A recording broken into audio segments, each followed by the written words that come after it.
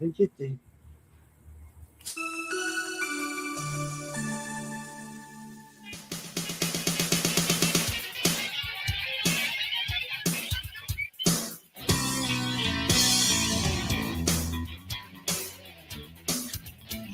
Show yourself.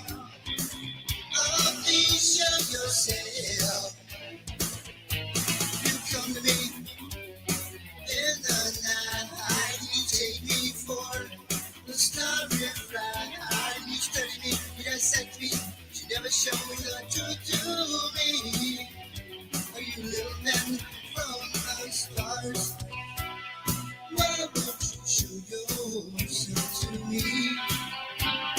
Let me keep my memories of you. Visit me in the corner of me, and you'll touch me, and then you cage me. You leave me with these magical scars, you little men from the stars. Why won't you show yourself to me? Let me keep my memories of you.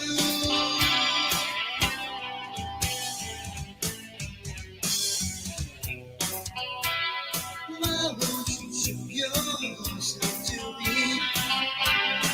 Let me keep my memories of you.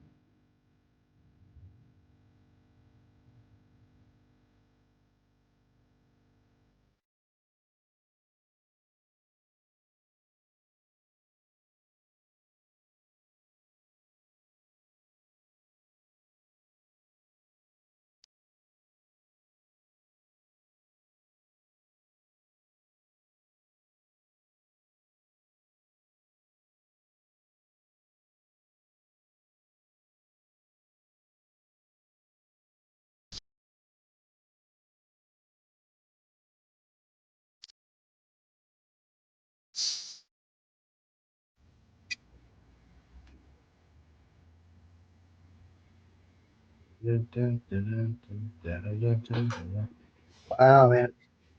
I always do love listening to Lindsay. It's she's always a one to listen to. Carol Bells, Jenny, we play a lot. It gets played a lot across the station during the Christmas time. Yeah, there's several different versions. like the orchestra. They do a fabulous. Actually, several of them that do a fabulous job. And then there's Lever, which is the young kids that are 8, 9, 10 years old, which probably by now are like 30 or 40 when it was made. It's a fabulous video, and we get played a lot on the network. People enjoy it. It's good, easy music. It's not anything bad or crazy, throwing anybody off a car or anything along those lines. But anyway, Norman, welcome in. How you been? I'm good. We have a winner from volume 42 of L. Ron Hubbard Presents Writers of the Future.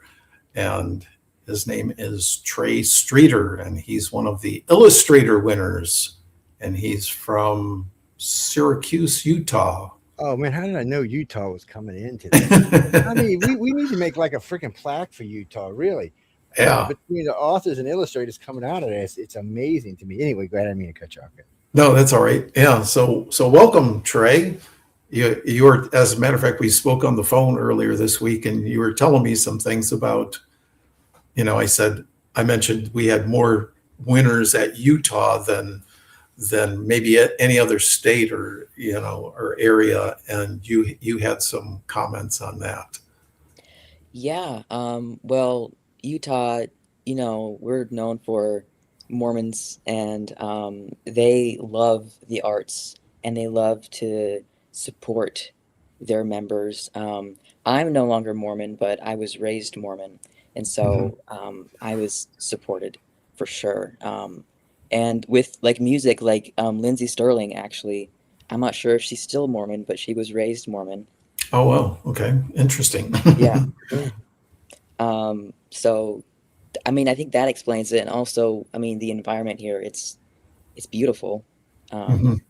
So, just those two things combined really help enhance the arts, huh? I mean, it's a beautiful state. I mean, y'all have, I think it's 7 of 10 of America's best dark sky parks. I mean, the only other state that even comes close to us is Hawaii. And of course, Hawaii's got big mountains stuck out in the middle of the ocean. But I mean, when you look up dark sky parks, because we love to go to them, there's at least 7. Last time we were out there, we were in Moab, and the skies are pretty in Moab. And then we went to some little nowhere town where the skies were really pretty. And then we go down to Area 51 from time to time, so we'll shoot straight down from wherever we're at. And it's weird, too, from Utah, because sometimes it's like an hour, sometimes an hour and 40, sometimes an hour and 5. And at no point do you ever go through Vegas. I'm like, what? Where's Nevada at all of this, man? I know somewhere you got to get into Nevada because that's where Area 51 is. But I don't know. I love Utah. I've been there, God, I don't know, a dozen times or so. And I try to get up because John and them go up to FanX every year. I try to get up there. And then we've got friends in Phnom and a few other places around there. And I can't remember the name of the town. They do outdoor conferences there. It's fabulous. It reminds me of Red Rock, Arizona. It's really nice. The weather's really nice. Man, I can't remember something Springs or something. I have to go look it up, but it's a great thing. I mean, I got to be honest. I shouldn't even say this aloud, pretty much nothing but positive experiences in Utah. I mean, I do wrong with saying that, I don't think. Yeah, So, I do a lot of you want to hear my experience with Utah? I was probably 5 years old, and our family took a cross-country vacation where we ended up in California and then came back through Chicago and stuff, but we stopped in Salt Lake City.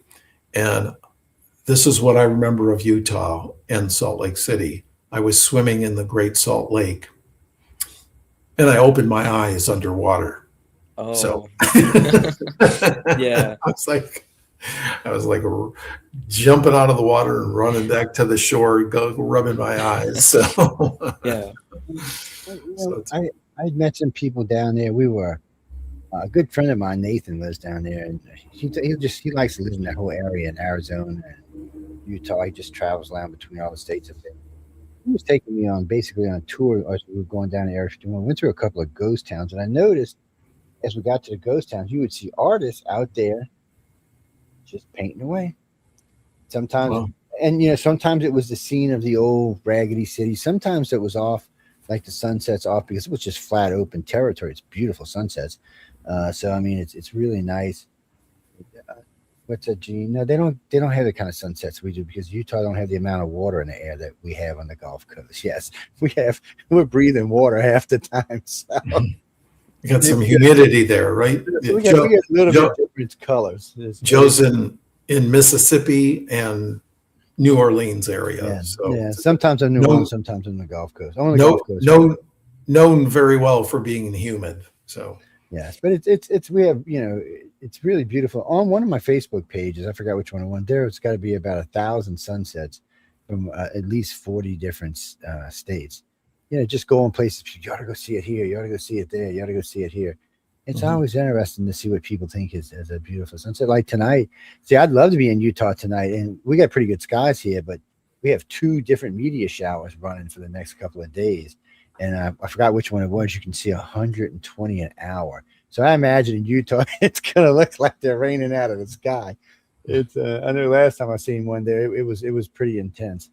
Down here, you'll see them, you might see 10, 12, 15 an hour if you're lucky. Every now and then, like I seen one the other night, it was like a burst. It came over and kind of burst over the top of the area, which was kind of cool. But, and when I bought this place, it was black here. There was nobody around. I had no neighbors. Now I got neighbors at the yin yang, man. you got like It's so pollution. pretty here. Yeah, that's all I hear. Joe, it's so pretty. I said, you don't have to move here. Go live somewhere else.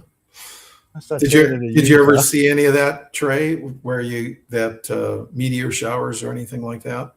No, I'm in more of a city area, so I don't Okay. see a lot of Yeah. sky.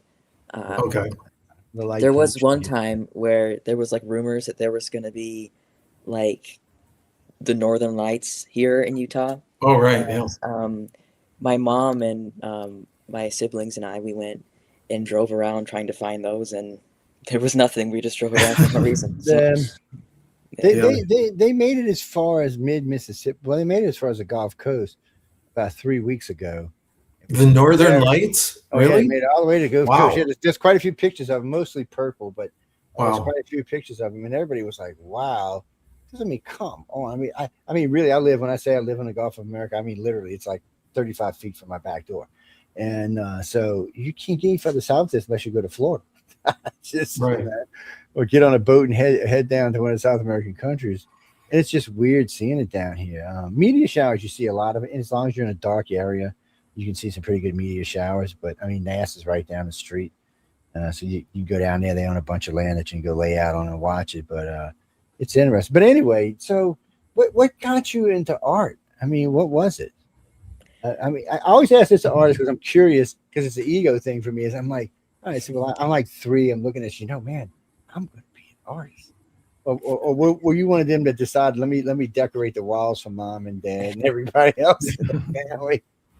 I mean, kind of. I mean, it was kind of an ego thing for me too, because I liked being good at something, and that was one thing that I figured that I could be good at. Because I'm not a very sporty person. I don't know if you can tell.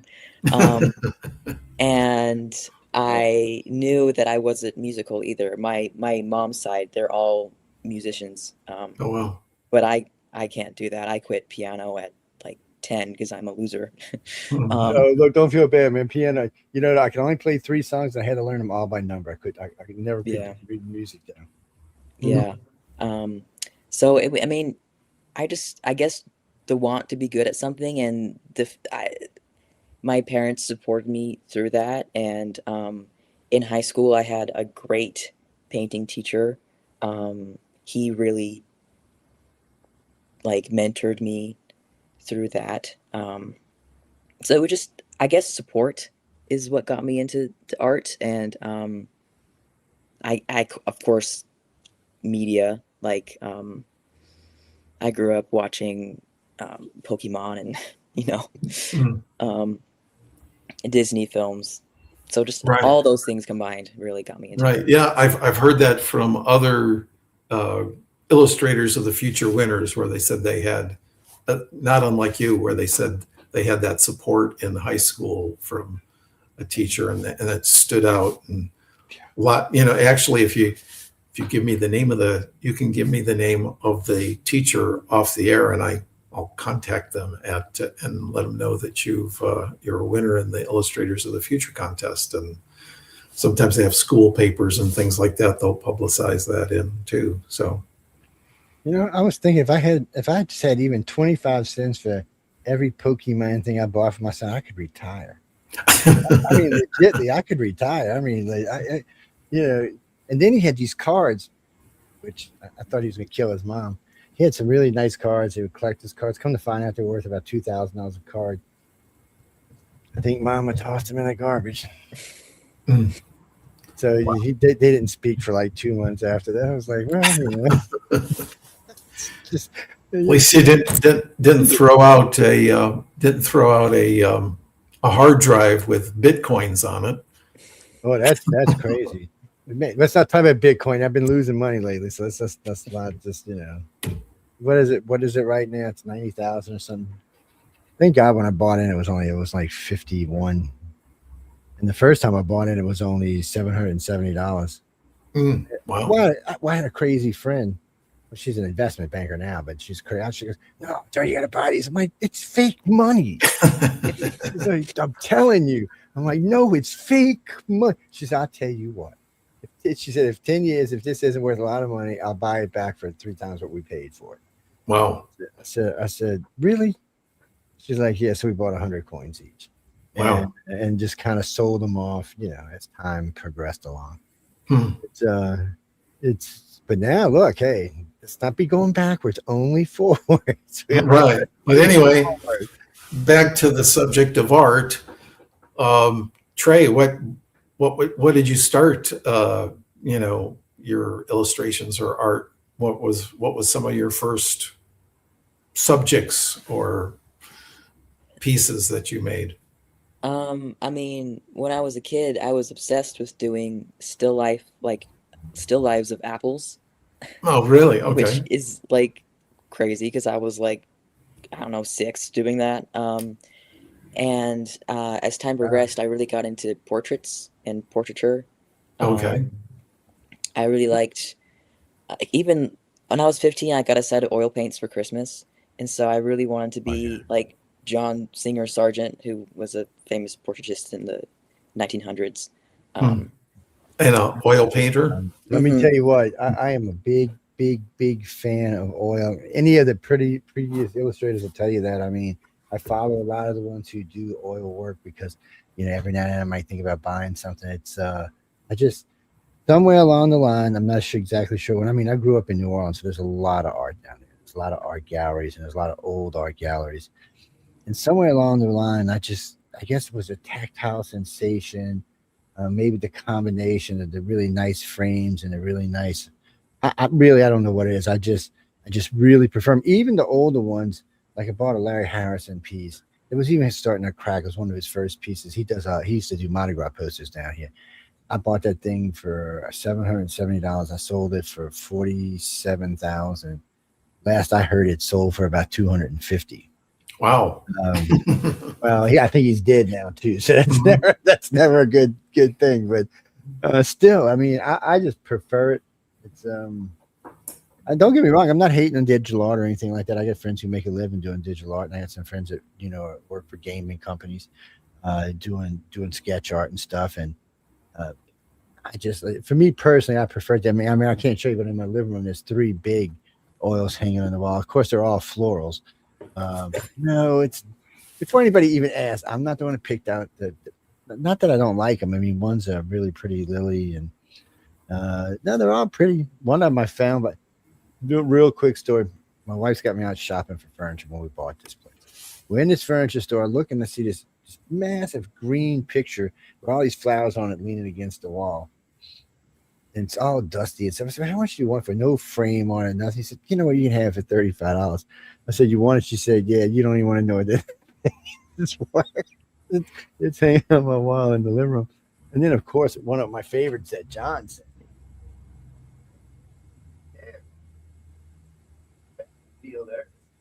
It's one of the Frazettas. Yeah, that's one of the Frazettas right there. So it's sitting there. It stays in there. Sometimes it's in the picture, and sometimes it's not.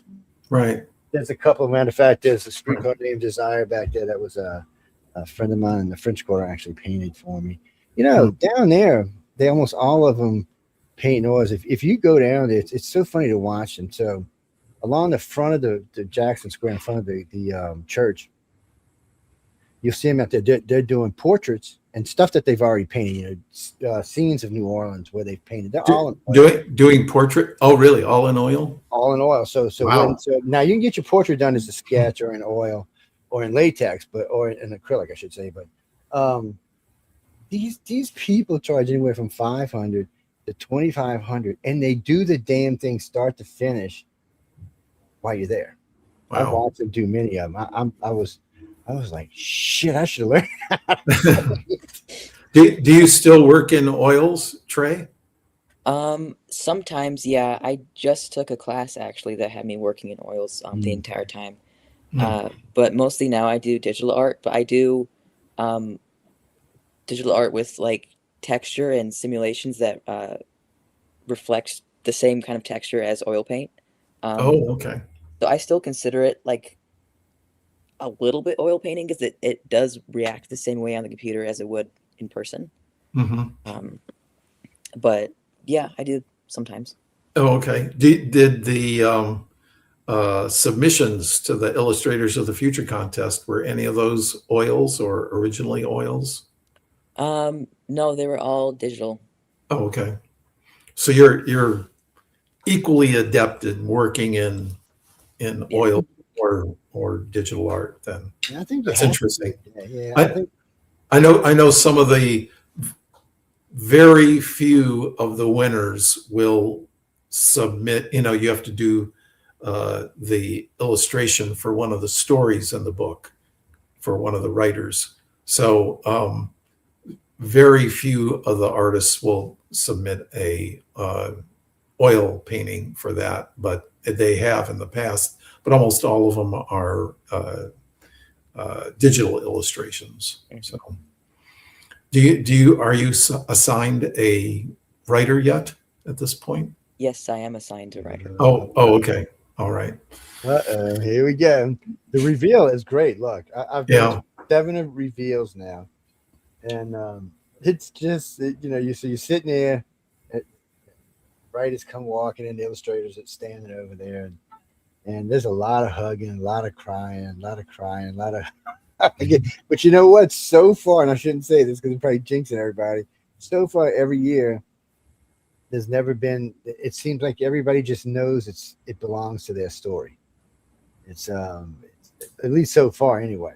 Like I said, I've been to 7. There's been a lot more than that, but it just seems like they know, and we're filming all of it. So right, and what he's talking about is there's a night where you officially meet you have an evening where you officially meet your writer, and where the writers and illustrators meet, and they have all the illustrators in the room, and then they have all of the illustrations for the book that are like around the room on easels, and then they take all the illustrators and they pull them all over to one side of the room, and then they open the doors and all the writers walk in, and then they start looking at the art and pick out the one that goes with their story, and they get to meet their illustrator then at that point. So it's a lot of fun.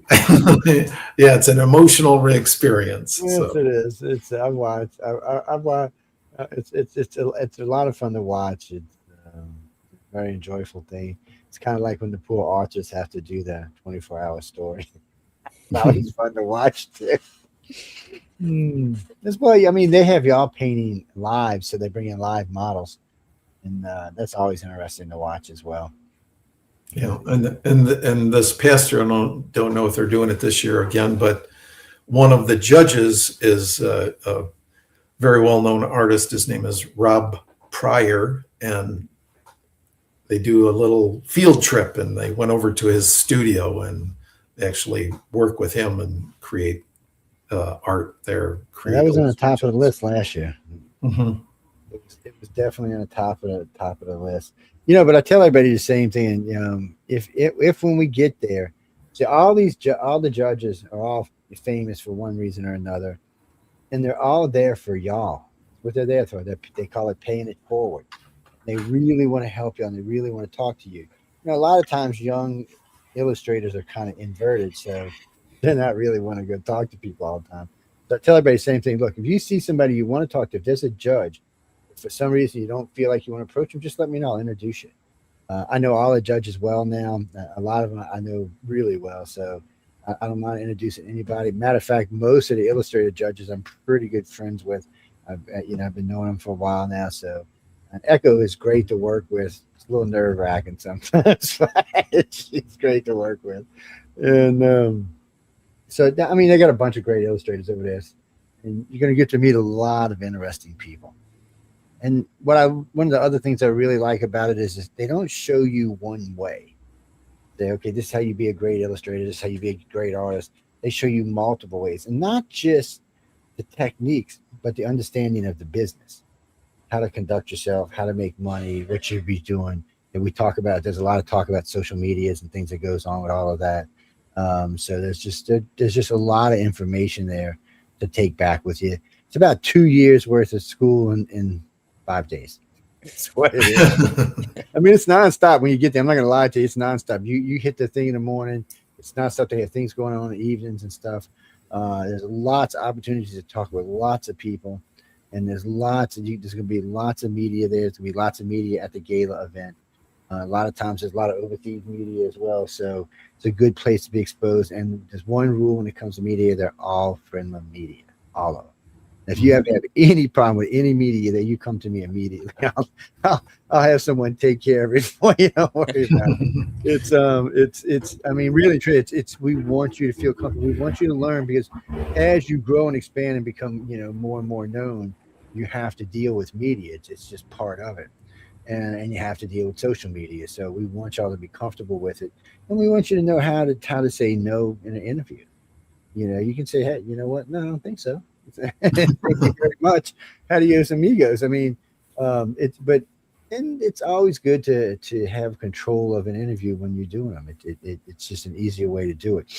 Right. I think one of the best, most interesting analogy I've heard of it, because there's so much delivered in such a relatively short period of time. It's like drinking off of a fire hose. So that's the kind of way all this stuff hits you. So, but it's there's no dull moments in it. It's very high action. So, and then of course you're in LA to boot. Yeah. Let's just drive them in the middle of LA. So, I mean, everybody has a good time. There's a lot of socializing, a lot of food. There's bar con or lobby con. Everybody calls it different things, but after a lot of the day, everybody goes and hangs out. You'll see groups of winners hanging around particular judges or just asking particular questions. Like Lazarus Backwith, just Echo's husband. He likes to answer a lot of questions when he's there. He'll talk to you about just about anything. So I mean, there's a lot of people there. Like I said, for y'all, that's what they're there for. Everybody you see, from the people from Author Services, Carmen, myself, Goodwin's, everybody, even the staff at the hotel are there for y'all. That's really what it comes down to. And we want you to have a good time. We want you to take something away from it. Like I said, I want you to be famous. So Trey, do they want you? Did you develop your illustration talents in high school more, or was it even before that? I'd say it was a little bit before that, because I went into high school and the painting class had a prerequisite, and I did not want to do drawing one again. So I went to the painting. You mean like you thought you were past that already? Yeah. Oh, And I was at a point where I'm like, I don't need to take drawing again. Mm-hmm. So I actually went to the painting teacher, and he let me into the painting class with all the juniors while I was a sophomore. So. Oh, okay. And how did that go? It went well. I mean, I feel like a lot of my classmates didn't like me because I was favored a little bit, maybe. Oh, I It's feel like, like look I'm at allowed this to say little that. youngster coming in here whooping up on us. That's what it was. Yeah. But then you don't. You should never let people. You should never even let that kind of stuff bother you, because you should always do your best.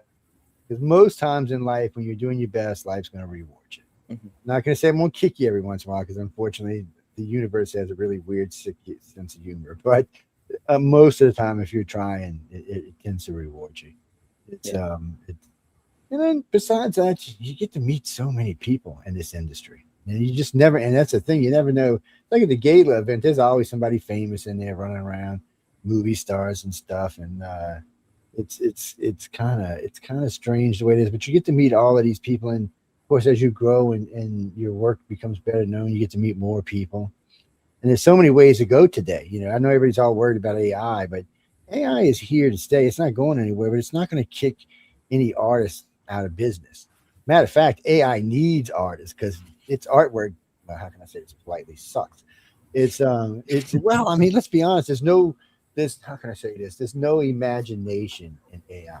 You have the imagination. AI can replicate anything you can do, but you have the imagination. And that's why a good friend of mine who owns a gaming company in New Orleans, a big one, tells me, he goes, wow, this is how this is going to work for my gaming company from now on. And everybody's going to be so much happier. So all of his staff, from his writers, his illustrators, and his board designers, his game designers, all going to be doing the same job. But once they're done, they just hand the whole project over to AI. And instead of taking 3 years to produce the product, AI can produce it in 6 months. right. So So, y'all get paid more money. The gaming company makes more money, and we, the gamer, pay less money. okay. So win, which is just unreal in this world. Let's be honest. Right. Do you have any aspirations of going into that area, Trey? When you, Into the gaming industry, yeah, or yeah.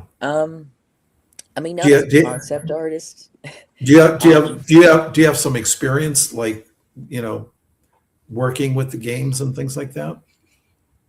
um, Not really. I mean, splash art really interests me, which is, do you know what splash art is? I mean, I can I actually don't know. Yeah. it's art that artists make of a character in a game to like introduce them.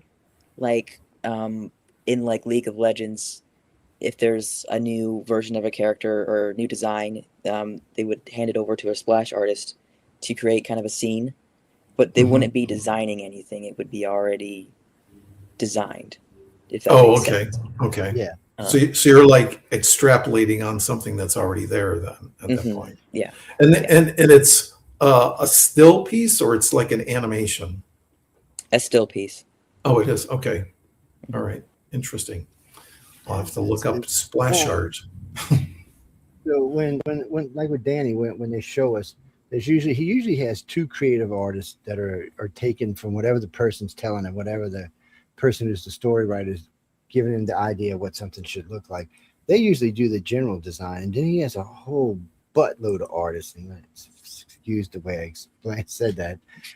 Usually 20 or 30 that just take those concepts and run. And they'll come back with different designs. So they'll actually design the original concept of what they asked for, but then there'll be 4, 5, 6, 7 variations along the way. Because artists have a tendency when they get going to kind of want to express themselves in other ways. So a lot of that makes it back into the games or into the movies for that matter. I mean, a lot of that goes on in movie making today. I mean, this movie making is not like it used to be. It's a whole different way now. Hell, really, truly, actors going to become a thing of the past in the next 10, 15 years. We're just not going to need them anymore. You're going to be able to program. I mean, I was programming a series for one of the research companies I worked for, and I'm letting AI do it, and so far it is very, very, very realistic. You wouldn't be able to tell. It looks like all real humans. Not anything in the whole entire thing is not real except for the story itself. Wow. But everything else is completely AI. I was like, well, isn't this interesting? And a friend of mine over at Netflix turned me on to the software. He said, Oh, try interesting. this. Yes, it's some kind of Hollywood version of AI, but it's interesting. But that's what I was saying. portray, there's so many ways to go. I mean, there's lots of ways. And then let's not forget, you don't have to pigeonhole yourself in even just the United States anymore. The whole planet's looking for talent. Right, right. Do you have any experience where you've interfaced AI with your work, Tray? No, I'm pretty I'd say against using AI with my work. Yeah. Right. Good person. I have had people online do it without my permission. Use your I work. can see that. Yeah. Yeah. Use your work. Oh, wow. Okay. Yeah. It's And you like inform them that that's an original piece that's copyrighted or whatever.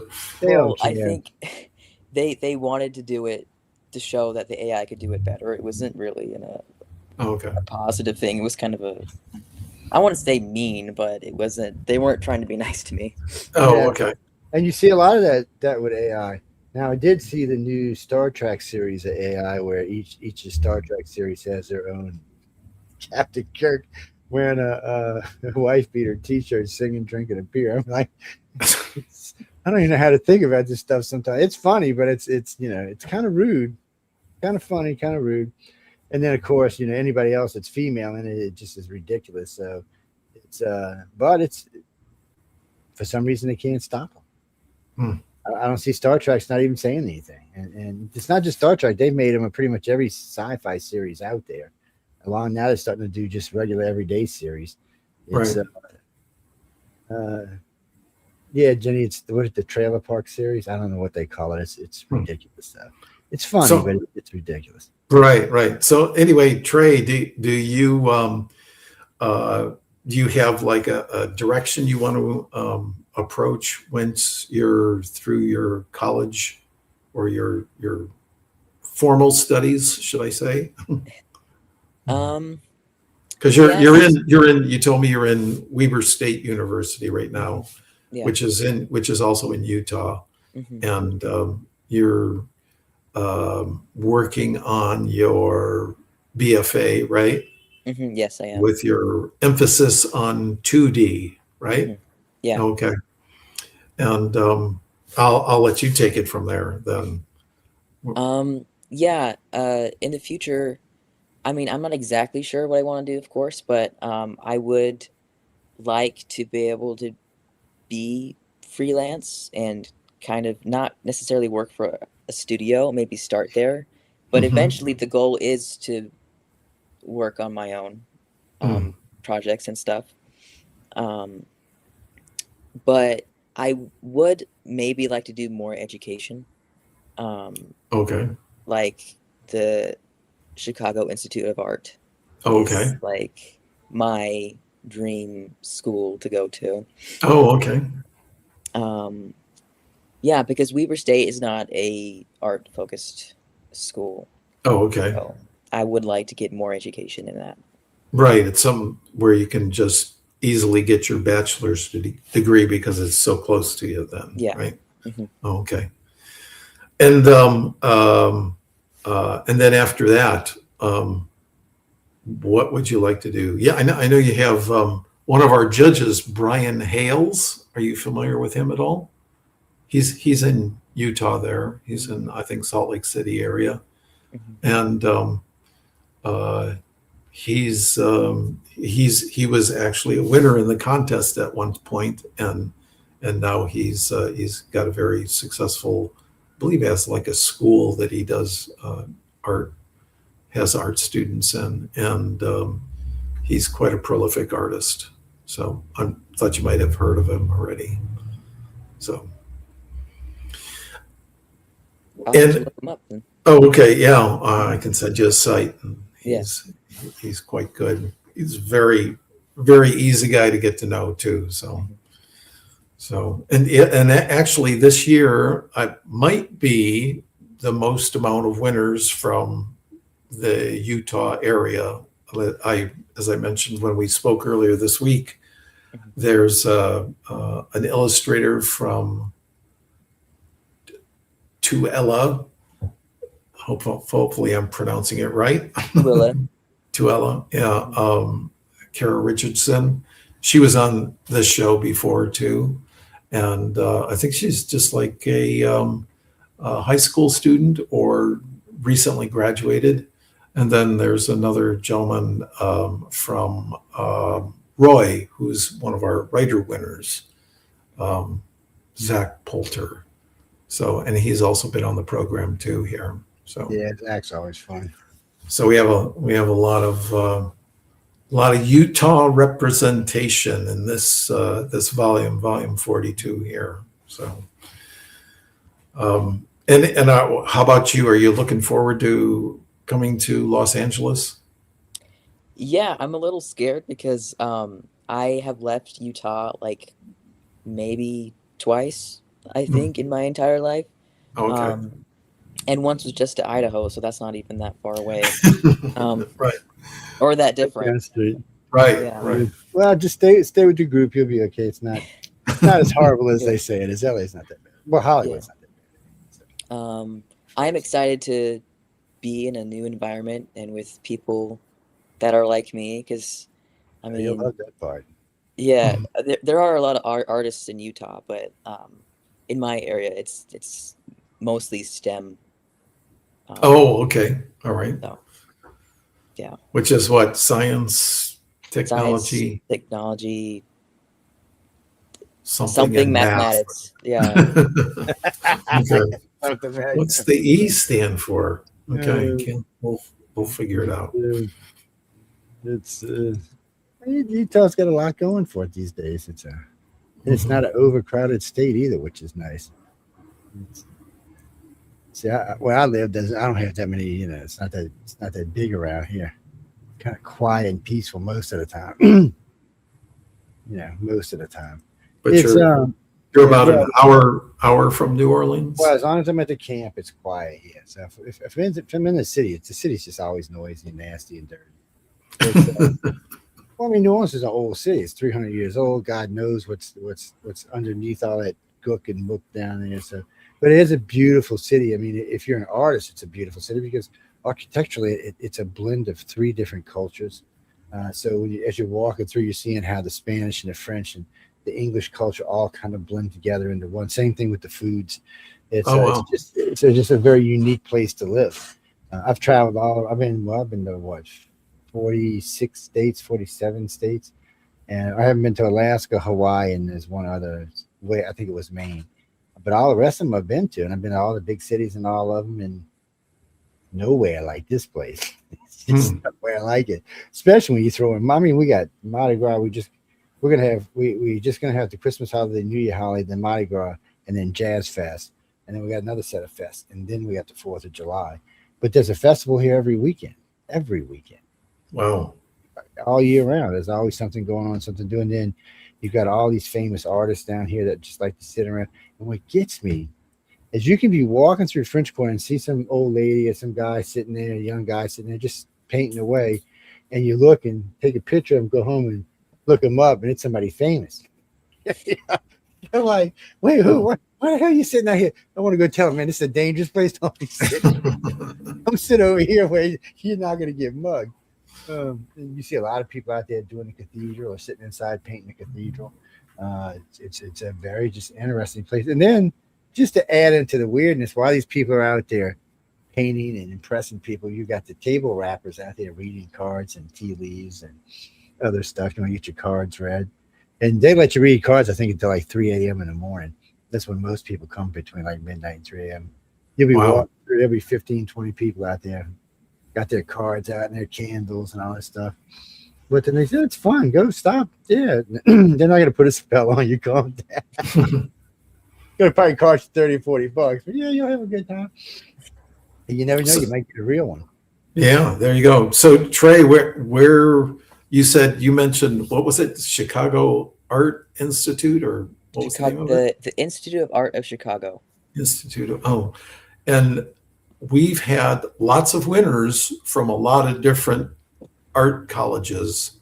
So the Academy of Arts in San Francisco. I think there's Pratt Institute in Rhode Island.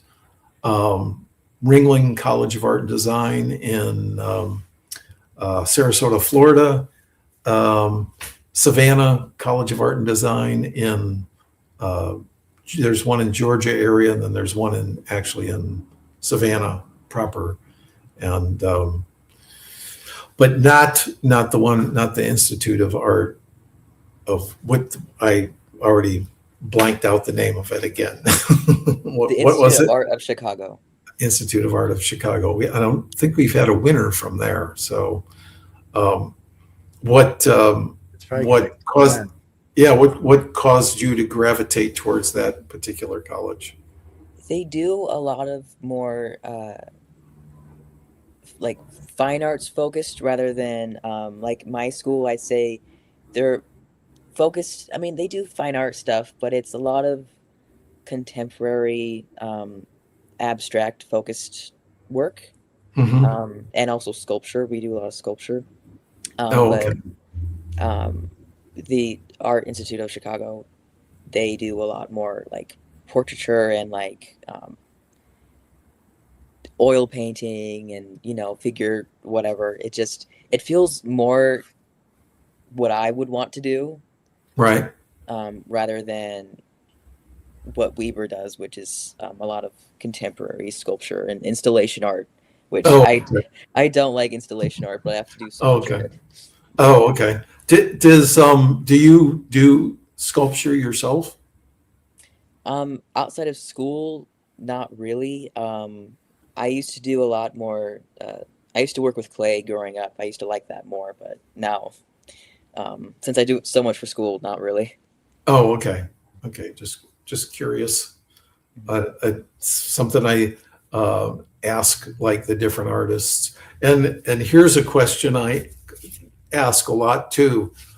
So how did you find out about the Illustrators of the Future contest? I was looking online for scholarships, and that was listed on one of the websites with all the art scholarships. And so I found it through that. Oh, okay. And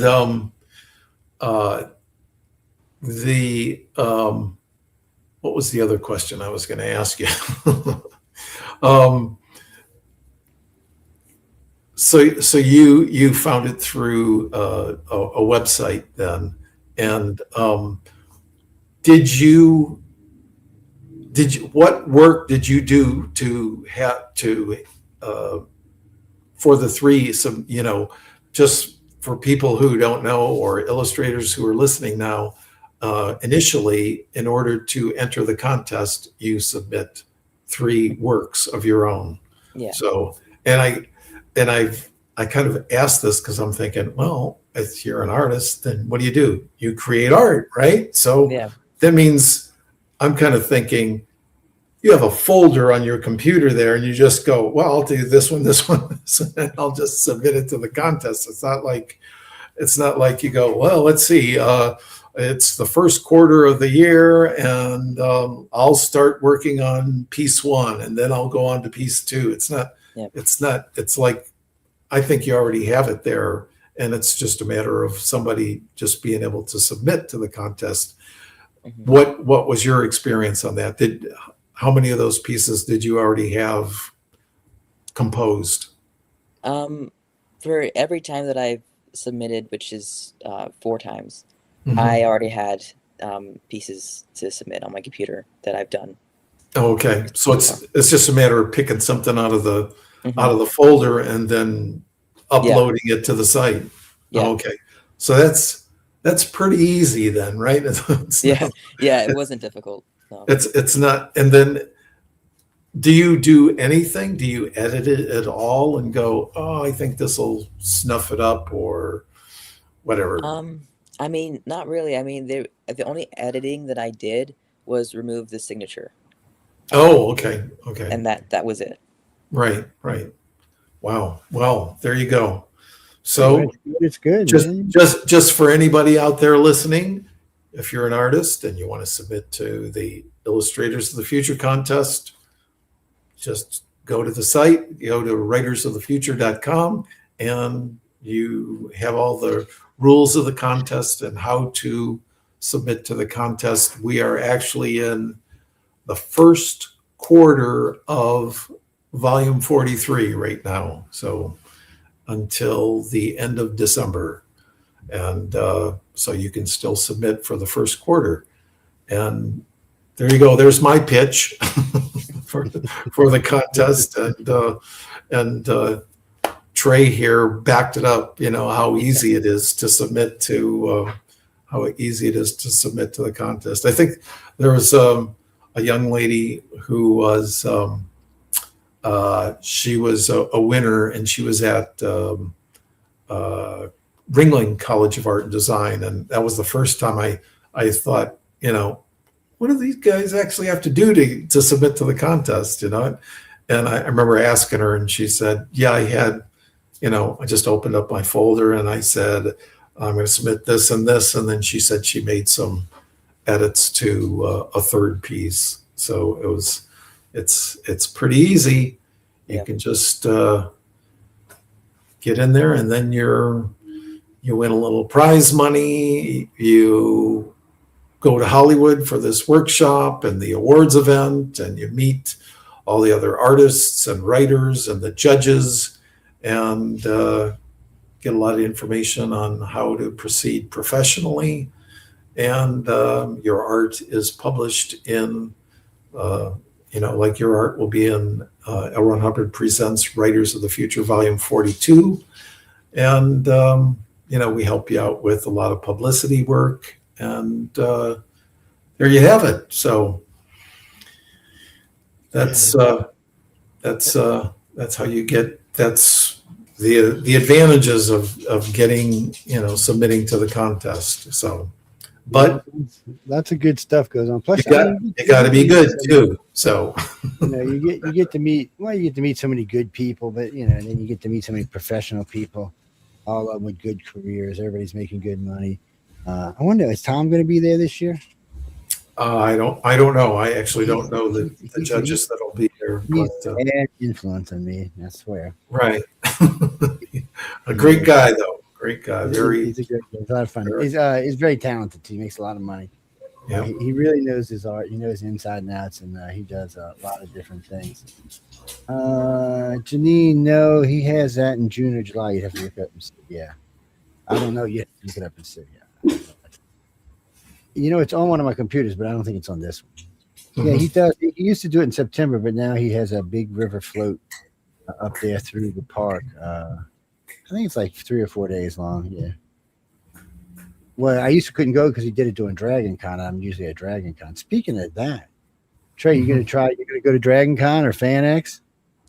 FanX maybe this next year. I couldn't go this year because I had class, but I'd like to go next year. Well, so when you go, be sure you let John and them know, because they'll set you up at the table. You can do sign-ins. You can show off your work. You can sell stuff. They have really nice booths. They set them up. They have quite a few authors or illustrators there, because there's quite a few out of Utah. And then, like at Dragon Con, they do the same thing. And it's a nice setup they have, and it allows for all the winners to be able to get up there and sign and do stuff. And there's a lot of winners now. What, over 1,000 now, huh? Didn't we break 1,000? Yeah. Yep. With this year, with Volume 42, there was over 1,000 winners in the contest over the history of it. So yeah, that's a lot of winners. Mm-hmm. I'm waiting for somebody to buy me a chocolate malt, though. Man. I want a chocolate malt. No, Kirby, you can't come to the gala. You have to be invited. You either have to be a member of the winner's family, keynote speaker, or an invited guest. But you can see it live. You broadcast it, right, Joe? Uh-oh. You just went silent on me. That's because I'm talking to John, that's all. Oh, okay.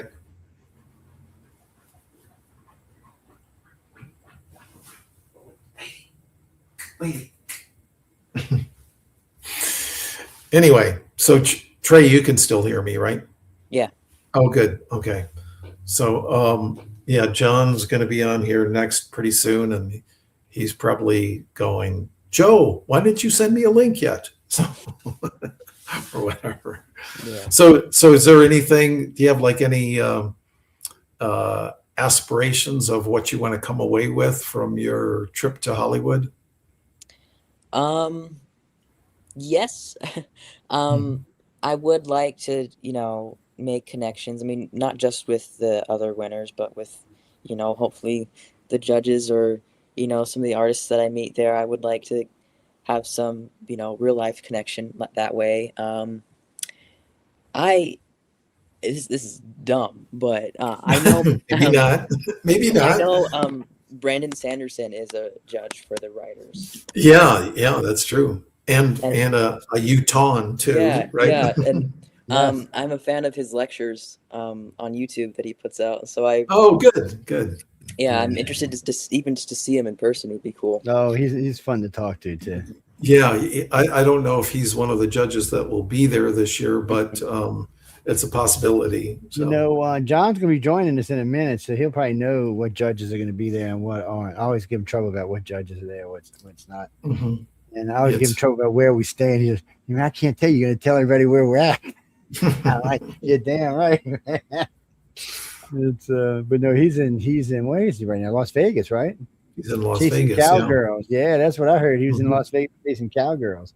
Mhm. But there he is. Look, they got his hat on and stuff. Man. Look at it. Howdy, partner. There he is. You met Hello, John? John. And there's our booth. There's Emily, Oh, okay. Oh, there's Emily. She's evil, man. Roe. And I mean, Emily's that's why she's great. always in bed She's all not the evil. time, man. She's So anyway, so Emily's gonna. Oh, see, looks scary. Damn. And John, we're on here with Tray Streeter, one of the Volume 42 Illustrator winners. Hello, Trey. Nice to meet you. Nice to meet you too. At least at this next level of meeting, we'll meet you in physical come April. But nice seeing you. Rather than Yeah. just. He the big chief, by the way, just in case you didn't know. Yeah. I got I don't know he's wearing his cowboy hat, but he's big No, right. chief. He needs some He does- feather. But at the workshop, he doesn't wear the cowboy hat. No, I can only do that when We it might comes be able to to talk him into insurance. it this year, though. We'll try to talk him into it. But, Yeah. But this there's is, a lot goes on at the workshops. I mean, there is a lot. Yeah. So, what judges we got coming this year? Or you're not going to tell me, are you? No, we got like Kevin's coming, Kevin Anderson, and Orson Scott Card, Oh, Orson's always And- a winner. He's yeah. another Utah. and we'll have. Let's see, there's going to be. Hopefully, Nettie's going to be able to make it this year. Nettie Core Hmm. and then She's always fun Nina, to talk to. Nina Creaky Hoffman, Right. and let's see, Chris and Dean aren't going to be able to make it. I just had lunch with Dean Wesley Smith, so hopefully next year. Oh, okay. And, then it's I'm just walking around talking because usually they're very booths at the Western Show. That's a nice little, nice. Yeah, show there. John, so that everybody knows what's going on here, what's the name of the show that you're at in Las Vegas? Probably the easiest is just this Country Christmas, and there's all types of. This is a specific floor here with for hunters, so you got all these guns and gaming and a lot of that stuff here. Wow. And Emmy was like a pig, and you know what, just walking around here. But there's everything for hunting and ranchers. A lot of ranchers here, and it's the biggest rodeo here. And there's like 500,000 people. Wow.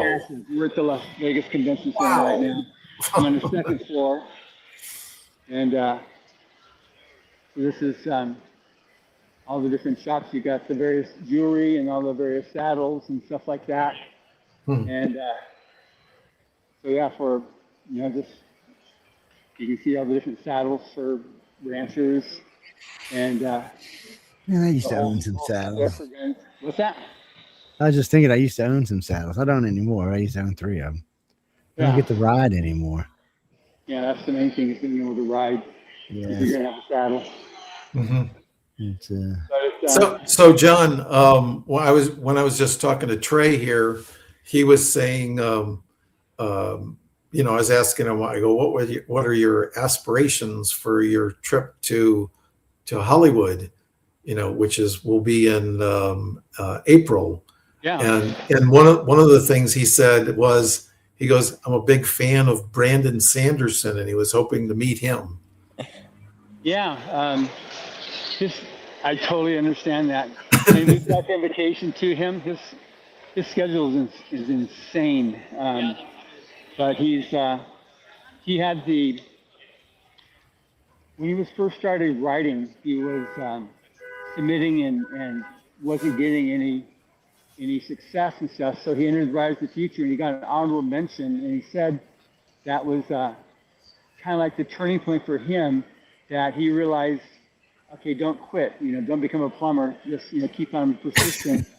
And I was at that point. He was already a success at that point. When I met him, I was a guest instructor at his class at BYU, and that's when I invited him to become a judge. I went and got his say, okay, I'll do it. I'll give it a shot. And so he's. And he told you his story about being an honorable mention then, huh? Yeah, he mentioned that. So that was pretty cool. And it's amazing. I've talked to so many different authors because we've been around for over 4 decades. When I spoke with Joe Hill, the son of Stephen King. Wow. At American Library Association convention, it's probably been 10 years ago now. And have you heard of Writers of the Future? Oh yeah, I got an honorable mention. And, wow. There's so many people, because it's the only contest where it's the playing field is leveled. It's just they know that. Yeah, let's just say it's the only legit contest and leave it at that. Yeah. And I can say that. Trust me, people. I can say that. I ain't going to get into it, but trust me when I say I can tell you it's only legit. I've been to a lot of contests. I mean, a lot. I've seen a lot of even judged a couple. When I say it's legit, it's legit. Trust me, John knows. I gave him trouble in the beginning. It's what it is. I mean, it's blind judge. It's exactly what they say it is. It's one of the few contests that I was actually surprised at. Holy moly, it's exactly what they said it was. Right. I notice myself sometimes in the publicity aspect of it. When I'm approaching different media, somebody will say, I'll have a writer or illustrator I'm trying to, get the media outlet to do a story on or something like that. And they're like, well, how much did he have to pay to get into the contest? Oh, no, that was one of my first questions. I know. I'm like, it was free. It's like, there's no charge, Well, then you take their, you get their rights or something. Nope. The artist and the writer keep the rights of their work, And so it kind of changes their mind about working with us then too. Yeah, so. John was telling me that, and he said, "Oh, and they're blind judges." I said, "My ass, they're blind." I said, "Because I gave him trouble over that." These are real too, furs, by the way, that you're looking at here. Yeah, I gave him big trouble over that when I was like, blind judge. Ain't nobody blind judging blankety, blankety, blankety. Yes, I can't use that language on this show. So I got out there and I say this, and I've told the story a million times, but the truth of the matter is I told John, I actually asked John, I said, look, I want unfettered access to everybody. He said, fine. I was like, what? No, really? I was like, what? And he's like, yeah, fine. And I was like, wait a minute, some BS going on here. And sure enough, when I got to LA, it was a whirlwind because this was a 2-year for them because of COVID. I didn't have time for that to babysit you. Just go. I know. He's right too. Because I was driving the girls over to Author Service crazy, and they answered every question and not even hesitating. See, that was the best part. There was no hesitation. Usually, when somebody's going to lie to you or going to try to BS you, there's going to be a little hesitation. Oh no. And then I started talking to the judges. I'm like, what is this blind judge blankety BS about? And Tom Wood was the first one I sat down with, and then I sat down with Echo, and then with Tom Sawyer and I think Rob Sawyer. So I always flip their names. I got to quit doing this bad on Joe. And bad on Joe. But after I talked to everybody, I was like, well, and I had some other questions for him, and it was blind judge. Exactly what they said it was. They get a number. They didn't know who any of you people were. They didn't know what you looked like. And if they suspected that you might have been in one of their classes, they excused themselves. I was like, wait, what?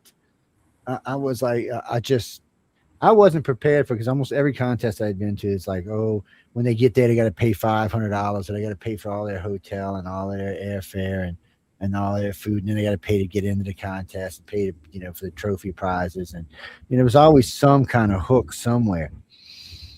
I couldn't find one here. The only contest I officially endorsed, and I've been to a lot of contests for a lot of things. This is the only one I officially endorsed because I've talked to everybody that's involved.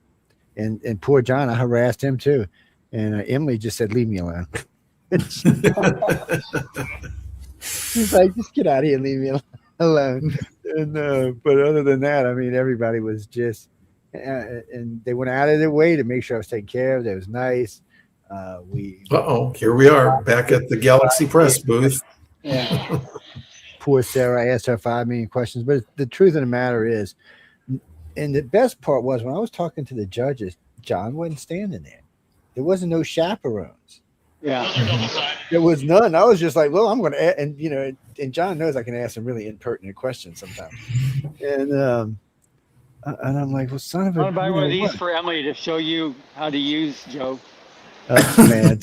I've been giving her any more knives. She don't need any more knives. First, you let her play with guns, and you let her play with knives, man. Oh, my God. He's incorrigible, y'all. It's, what's that, Denise? No, what Emily is, she carries a knife. She will slice you and dice you up, buddy. You eat lunch. She'll be filleting you up for lunch, man. No, Chris, no. They have a coordinating judges who goes through a lot of this stuff, and they send it out to a bunch of different people to read or look at the artwork. And then it goes through. And then when they pick how many extra that they pick, those all go out to the judges. And all the judges get is the artwork or the story and a number. That's it. That's all they get. And then they vote according to the number. And like you said, you just heard some of the names we mentioned in some of these judges. And they vote. And then you're truly judged by your peers. It's a rare thing in society, but you're truly judged by your peers. And it's only your work. They have no idea about anything else about you other than your work. That helps a lot too. Yeah, and that's the best part. They're not going to steal your work. They're not going to keep it. It was tough for me the first year because I was like, no, I was looking the whole entire time. I said, there's got to be some BS here somewhere that I'm just missing. I was a pain in the ass. And the whole next year I was a pain in the ass. And then I realized, no, they're exactly what they said to us. I think it was the coffee that convinced me, though. Yeah, that barista is something special. Yeah, that barista is something special, man. If you get a chance to get the barista over at Author Services and make you coffee, don't turn it down. I'm just saying. And what's that, Mike? We're talking about John. John makes the coffee, yeah. No, what's her name makes a good coffee, but not as good as John. I'm not going to say her name because she might hurt me when I see her next time. I don't want to get hurt. But all the people there are really good people. I mean, they really go out of their way to take care of everybody. They got more patience than I would in 2 lifetimes, frankly. I'd be like, what did you say? Get out of here. Leave me alone. So anyway, Trey, you got your answer to Brandon Sanderson there. Yeah, so he's got an invitation. He's got an invitation, but he's got a busy schedule too. Yeah, so understandable. Yeah. But I can tell you this. I can tell you this, Trey. I've met him in person. So that's about it. Well, I'll tell you, he likes to come. So I know in past years he's told John he's been busy, but he shows up. So it's a lot of them just like to be there. They really do. And then of course it's always good. Anytime you can work with a fellow illustrator from Disney, since we all live in the Disney world now, since Disney's done bought everything up, that's probably a good thing to know. No, Carol, Disney's bought everything. Every time I turn around, they're buying something else. Yes. Now they're going to buy Netflix. I mean, it's insane. Pretty soon they're going to own half the media out there. Besides that, okay, what's the next thing that you're best looking forward to? I don't want to disappoint. Where are you in this place? I'm on the second floor of the Las Vegas Convention Center. So nothing like seeing a cowgirl. Yeah, and that's a deer there. Its name is Joe. Yeah, that's nice. Go shooting poor deers now. Poor little deer, Bambi out there with its family, and some hunter just come up and shoot him. Just because I like to eat deer, don't mean I would shoot him. Let somebody else shoot them and they'll eat them. It was funny. Actually, these days I am quite well civilized these days. I don't hunt anymore. I rarely go fishing anymore, even though we get the boat. You just eat your parsley and celery and lettuce for your meal. Oh no, I didn't say I didn't eat good food. Let's not get crazy. I gotta have my filet mignon and my good porterhouse. And matter of fact, this weekend I'm gonna make some hollandaise. I'm gonna make a couple of filet. Actually, I'll make a couple of filet mignon with some Bernese sauce on it, and then I'm gonna make some broccoli and asparagus with a hollandaise. Yes, I like to cook. Yeah, I know. Yeah. You like to eat meat that somebody else has killed, obviously. Yes, somebody's got to kill it. It's so uncivilized. Gene, what do you mean a veggie? There's no such thing as a vegetarian in the South,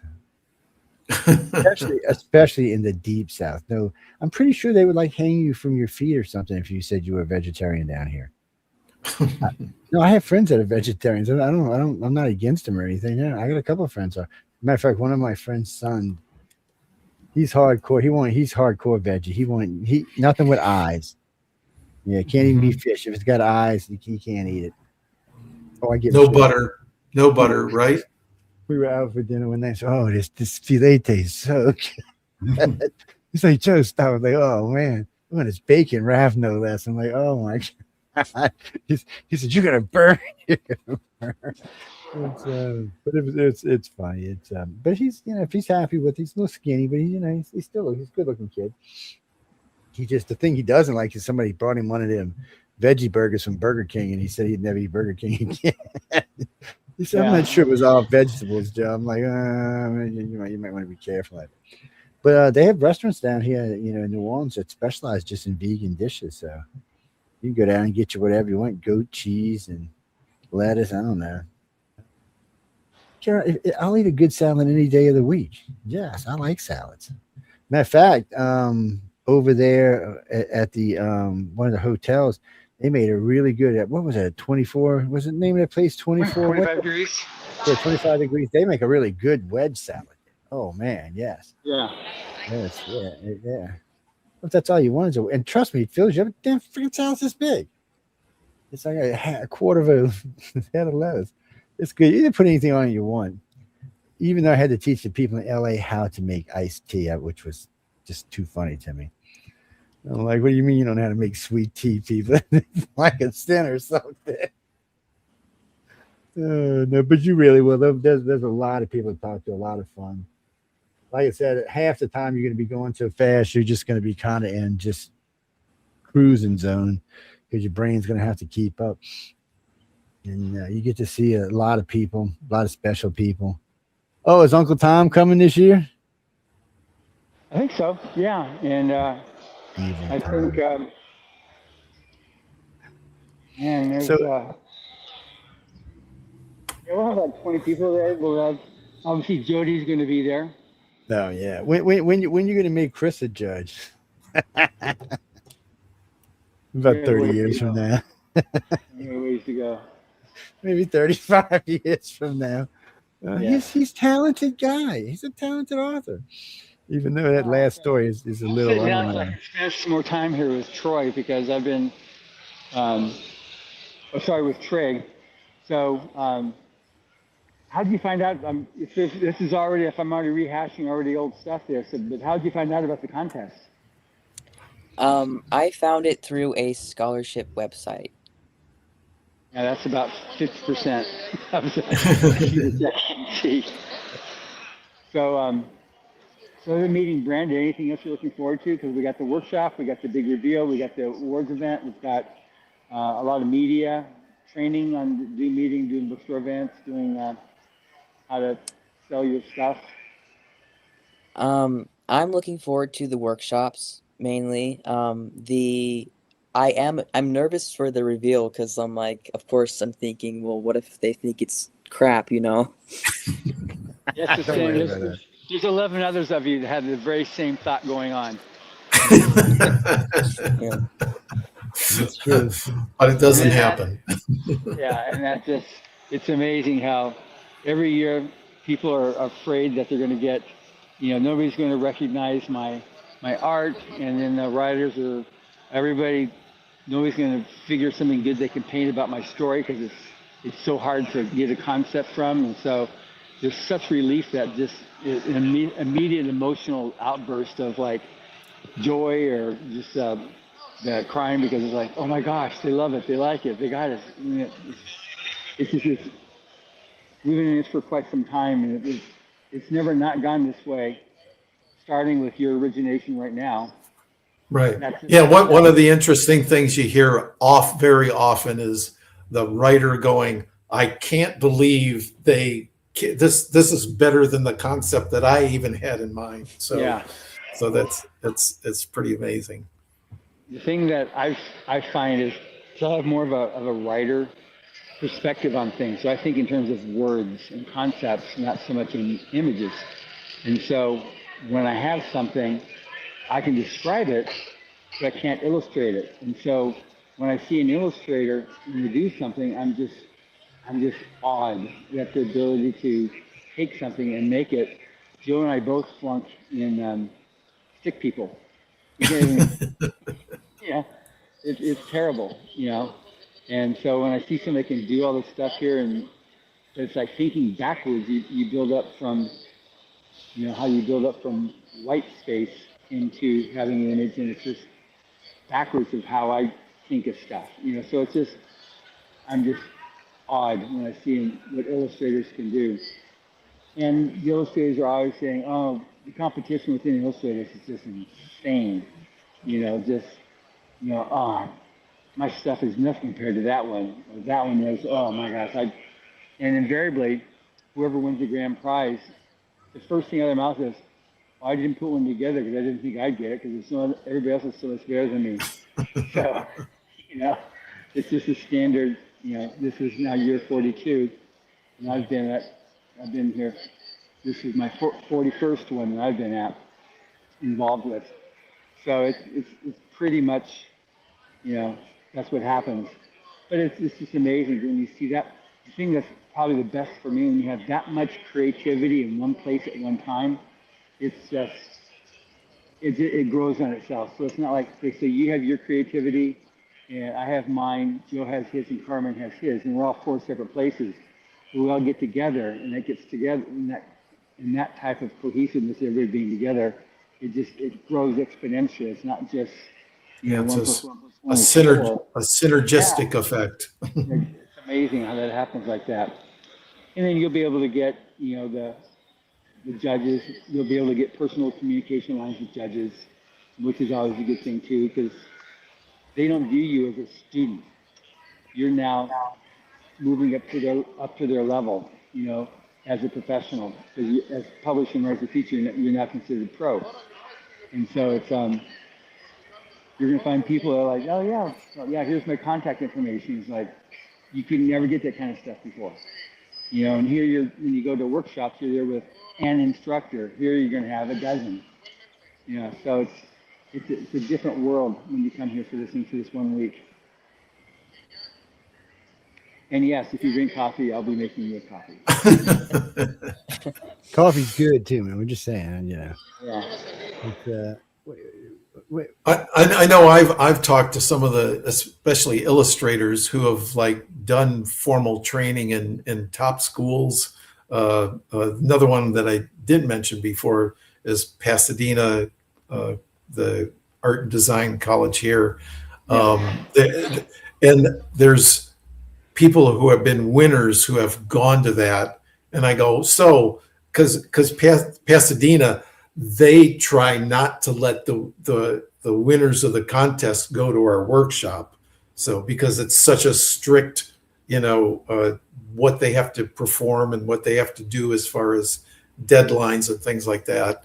And so one of the girls who she actually has come back to many of our awards event, I said, you've been to Pasadena, you've been to our workshop. Which one, which one do you think you benefited more for? And she went, oh, hands down, the workshop was way better, so that's the kind of, the altitude that workshop has.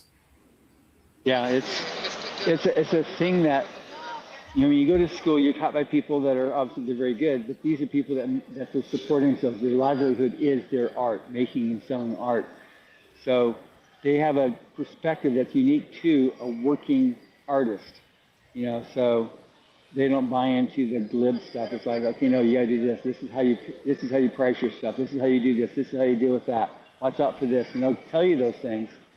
How do you put together a portfolio when you're pitching to Disney versus Netflix versus Magic the Gathering? They go over different pitches, have a different portfolio, help you on how to do that.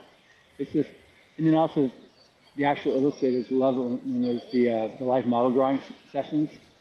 Yeah, I think the 5, 15, 20, and 25-minute sessions that you do the sketches, the live model sketches, and then you'll have an afternoon of you'll do your we have a costume closet. We open it up, and all the illustrators dress up in different costumes, and you do modeling for other illustrators. So you will start creating your own art characters. All these different things that you can have them for doing your artwork, and they learn how to do that. So there's all kinds of stuff that's like real life. This is how you do it. It's like, what do you do when you're on your own and you want to be able to get a hand? So yeah, you can do your own hand, but you go around and see people's hands, and can I take a picture of your hand? Can I take a picture of your hand? Have you heard of Dan Dos Santos before? Right? No. He's a very famous illustrator. He just did the whole thing of for Marvel. It's a book that's just coming out. But he's the most popular, most successful cover artist right now in the United States. Wow. Fantasy artist. And when we first met him, Emily knew who he was because we just tracked other famous artists. And he came up to her and said, "Can I take a picture of your boots?" She had these really cool police force tactical boots she was wearing for the convention because they're good. You can stand for a long time.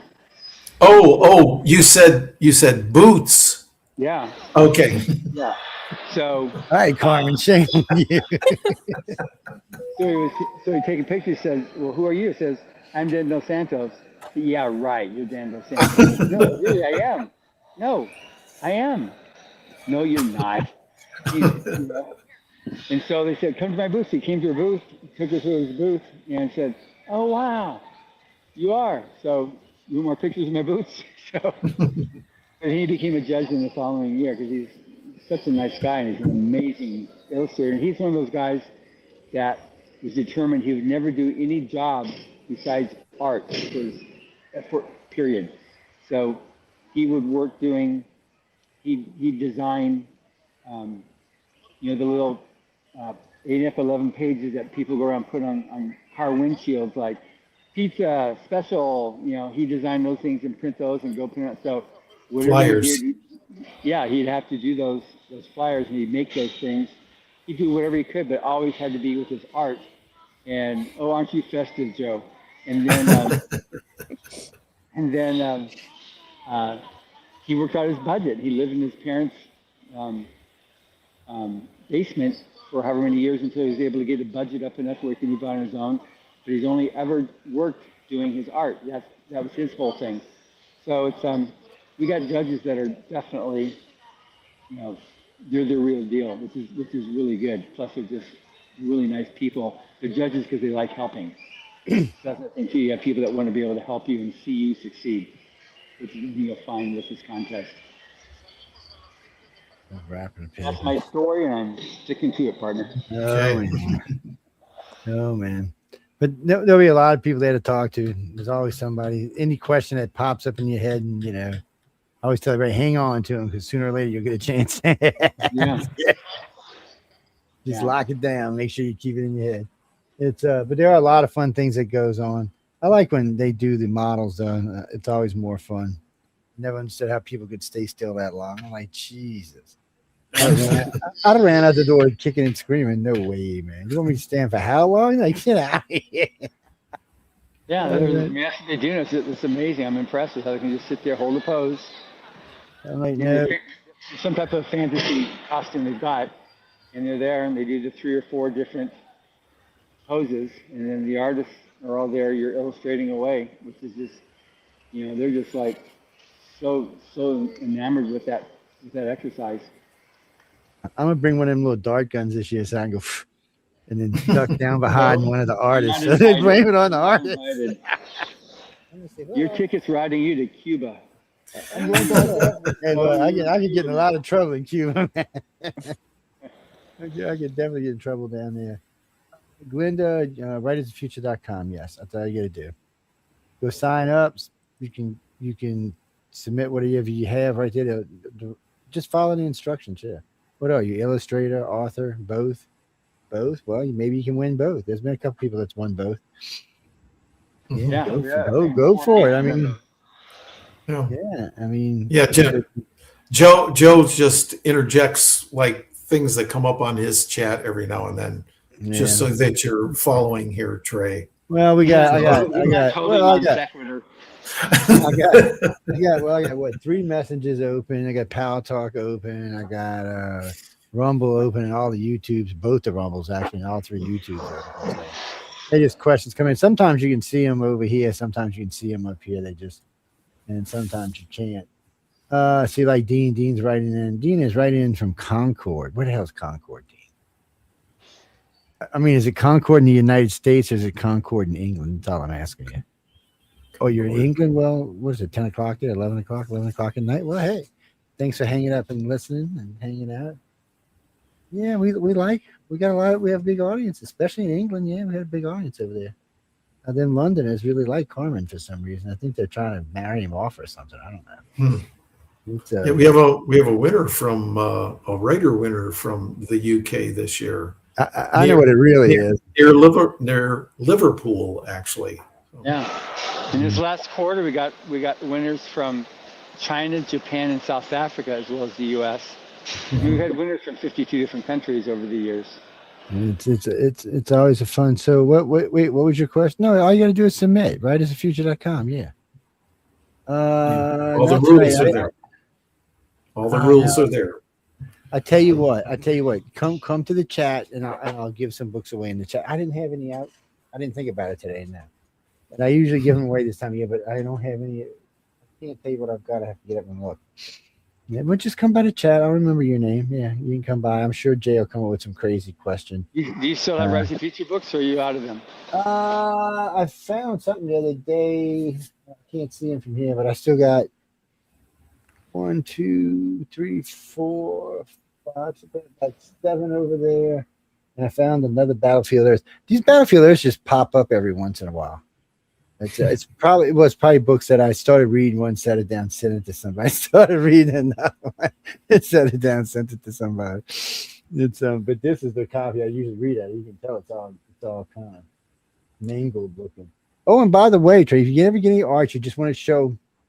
You can see there's a bunch of Arthur stuff behind me right now, but we do post artwork back there as well, and then sometimes we post it on the other wall, just so people can see artwork. Usually, we'll post it up there.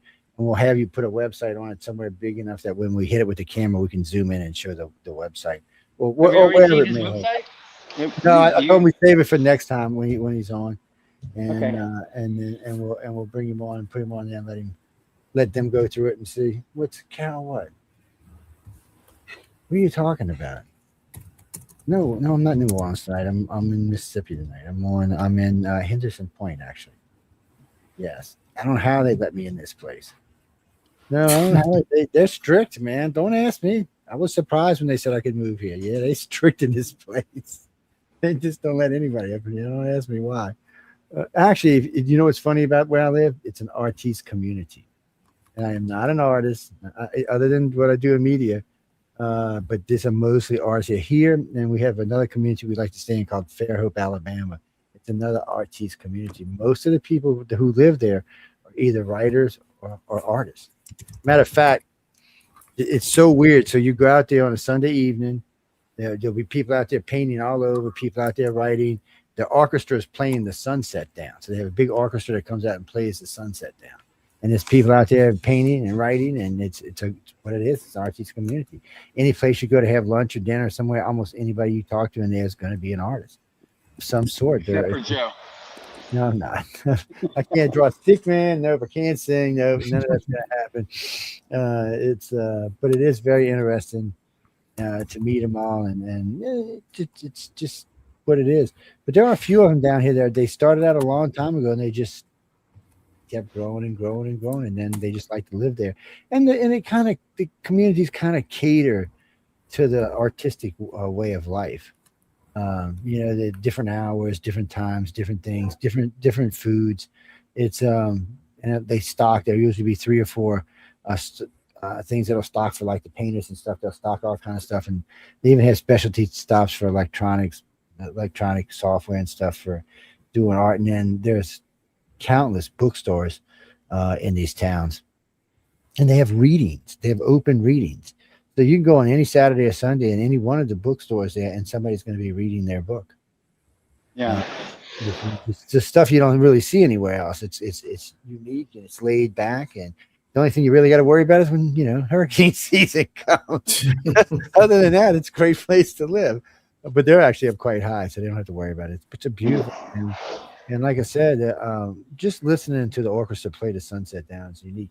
And they play in the middle of a rose garden. They're surrounded by a rose garden where they're playing, which is sitting next to the Gulf of America. No, I'm not saying that because every time I do it, I get 5,000 letters when I say Gulf of Mexico. Yes. I literally get like 5,000 emails. Joe, that's not what it is anymore. I'm like, yeah, okay, I know what it is. I don't have a problem with Gulf of America. I mean, it's a North America, South America, Central America continent. Yeah, you can call it whatever you want. I was curious. So, Trey, did you go to art school?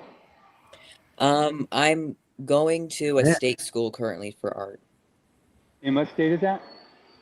Utah, Weber State University.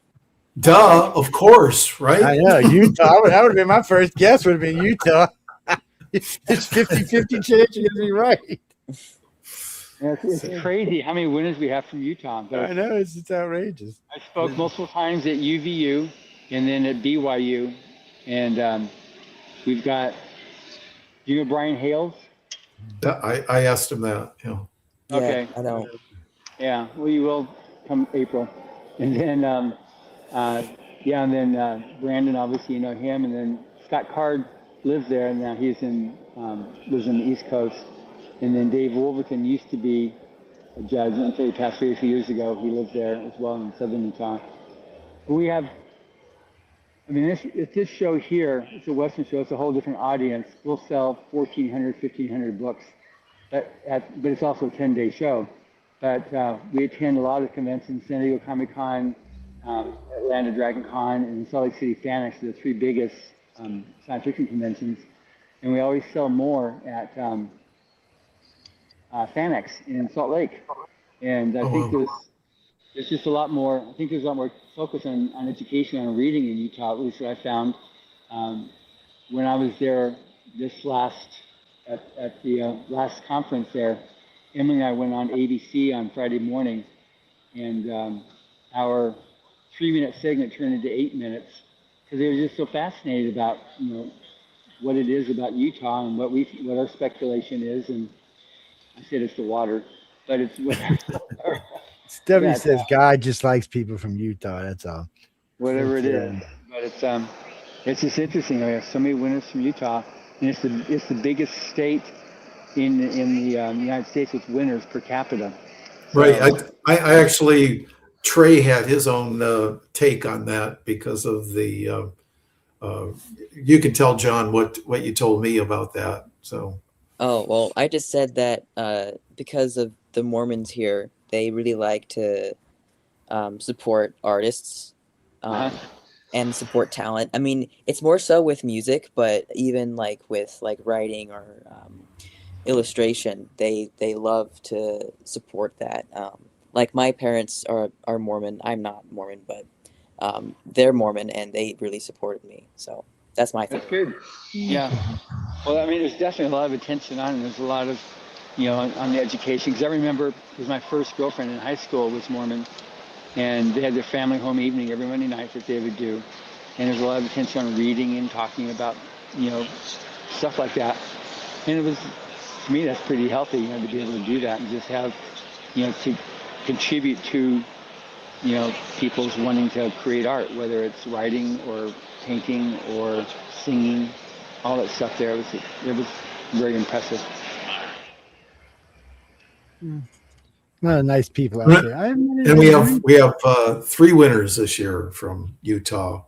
We have Tray, and we have Kara Richardson, and Zach Poulter from Roy. So is that the most winners in a year from Utah? Yeah, 3. Or anywhere for that matter. Anywhere for that matter. Yeah, well, I think one year we ended up with 3 winners from Australia. Maybe it was Australia and New Zealand, but it was like, I was like, wow, that was pretty. Because those tickets are really expensive from Australia. You know they are, man. Lord. But that's part of what you get too. Is just wherever you are in the world, we fly you out there. And when you're from out of the country, we fly you in a day early so you can acclimate to the time zone change. So you get one day to be able to switch over. But no, that's a full day to Australia. You're switching at it. I know. So that's why, because we used to fly people like all the way at the same time, and they come in and they just feel like zonkered. You know? So, okay, we're going to fly them in a day early so that they can get that. Yeah, Christy, it's time traveling backwards just when you're Ozzy coming here. I keep trying to get the lottery numbers when I'm talking. You gain a day, right?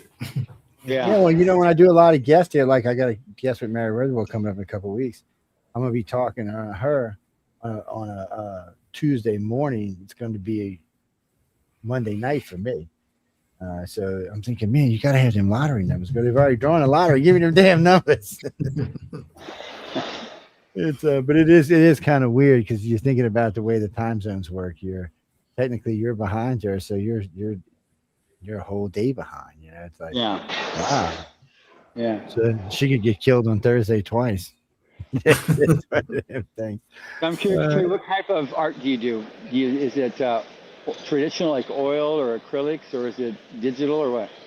I do both. I do oil painting and I do digital art. My submissions this year were digital, though. Okay. Yeah, it's one of the things that several of the judges talk about is the importance of being able to juggle between different formats depending upon the demands and what's going on. Next week, we're going to have as a guest onto the Quill is Christina Hess. She's the illustration art director at the Ringling College of Art. Yes, in Florida. She's amazing. She's got 2 coins coming out next year by the U.S. Mint for Native Americans that she's doing there. And but she's just amazing. So she's on the podcast next week, and then she's going to be on the show talking about art and illustration and the importance of going to art school, because learning the basics of art isn't just like, you know, here's I can use Photoshop or something like that, but you know, it's important you learn how the masters, how did they do it? What did they do? So you can work on their skills and how they did it.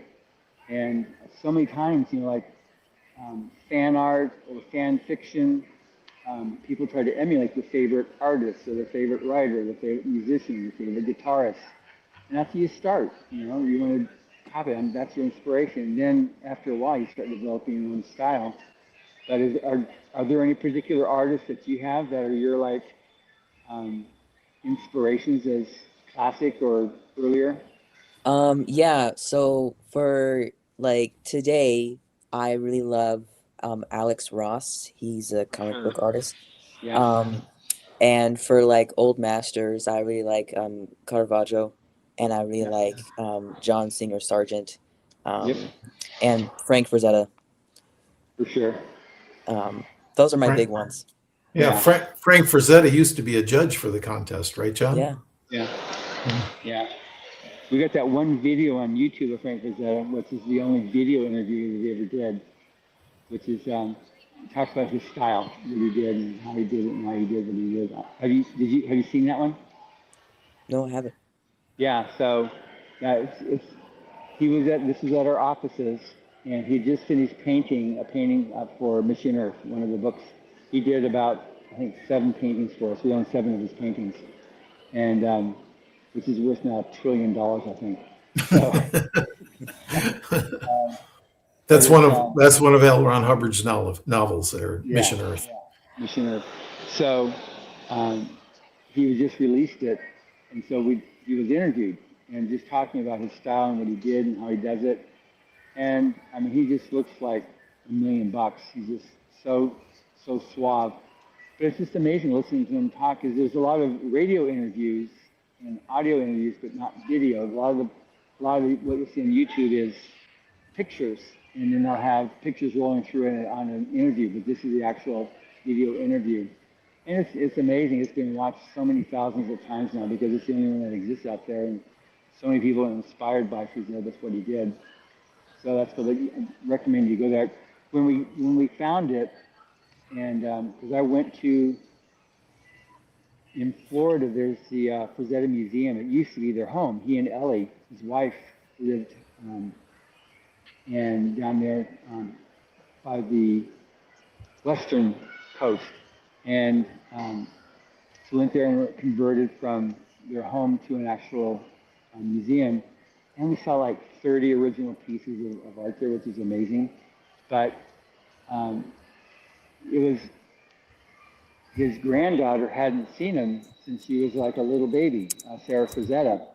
So when we sent the video to Holly, who's his daughter, and Sarah, the granddaughter, and they watched it, they'd not seen it before. They hadn't seen any video footage. They hadn't seen anything video of him since he passed, 25 years ago. So it was very emotional for them. And then when they did the opening of the museum, that's the first time we actually played it publicly, that video. So that was pretty special. It was amazing seeing all these famous paintings of his, and you're like, wow. You see the size of them, some of them are really small. And then he also had next to, on the easel, was the last painting he was working on when he passed. And then there's a big display table with all his oils and brushes that he used. And then there was 2 urns in there. One urn on a shelf, that was Frank's ashes, and the other one was his wife's ashes. And I said, okay, that happened. So, but it was amazing walking through. This is his bedroom that he had. This is where he did this, and this is where he did that. So it was really special, that opening of that museum. He is an amazing artist, like you said. Mm-hmm. Yeah. One of our judges that you're going to meet, Carmen, who's the one who paints with 2 hands? Rob Pryor. I mentioned him earlier. Rob Pryor. He was one of the last students that was taught by Frank Frazetta. And he said, oh my gosh, I didn't know that. He said he was an intense instructor, really intense. What's making all that noise? It's really loud. Is it me typing? Yeah, yeah. John, that's a super hearing, man. But we got to get out of here anyway in about 3 minutes. Yeah. So anyway, how do people find you, Tray? I'm mainly on Instagram. My username is my name, so Tray Streeter. And I am on Twitter or X under the same. And that's about it. I also sometimes I do Tumblr under the same name, but it's mainly those 2. Okay, that's cool. So definitely looking forward to meeting you in April, and we'll probably be talking one more time at the beginning of the year, because we'll do one more round where you'll be on with 4 as one of 4 winners. So we gradually try to get you all to get to know each other, and so it makes the arrival go that much faster. To enter the scene, and whoever's typing, turn the microphone off then. Okay. Get him. It's obnoxious. Okay. Anyway, so we're looking forward to that next level, and then actually again meeting you there. So that'll be a lot of fun. Looking forward to that. It's always fun meeting all the new artists. Yeah. Yeah, it is. I think I got a burger alarm going off. It's I got these big 2 Queen Corsos that live with me, and they're vicious. Really all of Vicious. 4 pounds each.